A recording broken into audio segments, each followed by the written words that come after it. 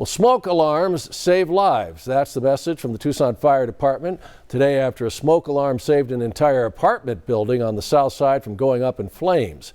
We're told fire crews responded to the complex near Mission Road earlier this month after residents reported smelling smoke. And when fire crews arrived, they found no fire. Less than an hour later, though, a neighbor had their smoke alarm go off. A light fixture above a fish tank apparently had overheated and caused a fire. Thankfully, the smoke alarm alerted neighbors and firefighters were able to contain the blaze. They say always make sure your smoke alarm is working.